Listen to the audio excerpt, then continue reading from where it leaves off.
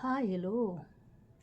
Ako ngayon ay maglilinis ng maaga dahil di ko nalinis tong aking tinutulugan dito. Good morning everyone. Maaga ako nagising guys. Kaya tingnan nyo ako. May hinahanap ako na hindi ko nakikita. Ito po.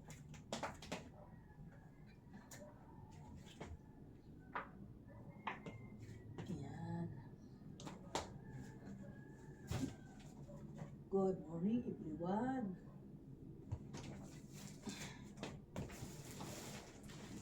Morning. Ang dumi na ng aking mga gamit. Ano? Umot. Yan ang mga bag ng apo ko. Hanggang ngayon nandito pa. Ilang taon na ito. Ano ito? Hindi nyo... Ito po ay regalo ng kanyang papa nung araw, nung maliit pa siya. Yan po ay niregalo ito siguro mga 1 taon siya ng kanyang papa. Yan. Regalo niya kay Princess. Yan. Ganda. Mga bago pa siya, oh. Ilang taon na siya ngayon? Mag 17. 17, nandito pa rin sa akin to mga guys. Tingnan mo yung kaanuhan ko sa gamit. Talagang ano. Ayan.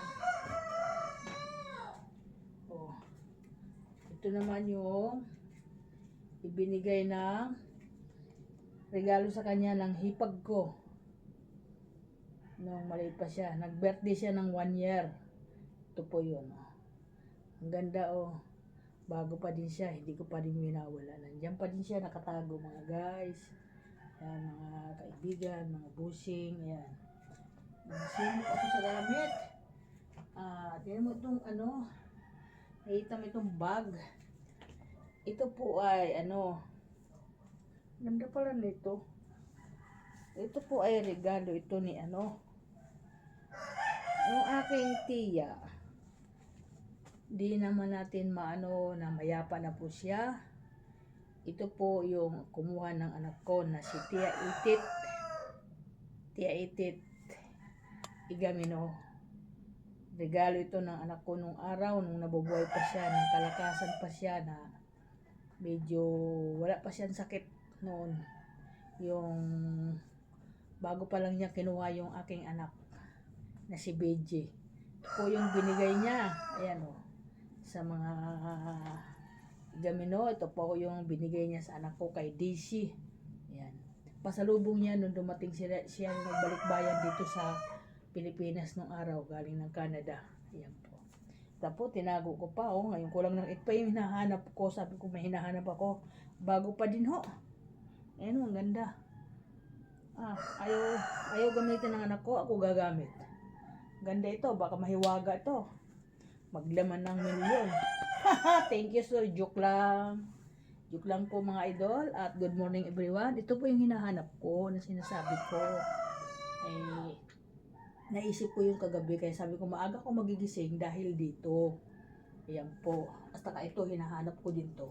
Ay, nakita ko na. Sabi ko may pagbibigyan ako nito. Baka yung bunso nilang kapatid na ibibigay ko sa kanya. Lagi ko nasa vlog yun yung bata, yung baby na cute. Yun po. Para ito ibibigay ko sa kanya para meron siyang ano, ito ibibigay ko. Parang pwede rin laruan, lalagyan mo lang to, papalamanan mo lang to ng mga hindi mo nagagamit na tila. Ayan, parang ano na siya. Toys na siya, pwede mo na siya yakap-yakapin. Pagtulog, kahit saan ka pumunta, maganda po siya. Lalagyan ko po ito ng palaman yung hindi na mga nagagamit na tela. May zipper po kasi ito dito Ayan o. Ano po ba yung zipper? Ito, may zipper po dito. Malalagyan po ito. Ayan o. Ay diba po, ang ganda Kasi may zipper po. Hindi pa po siya marumi. Bago pa ho siya. Ayan po. Lalagyan po siya ng zipper. Bibigay ko sa apo ko para may laruan siya. you so much. At good morning everyone.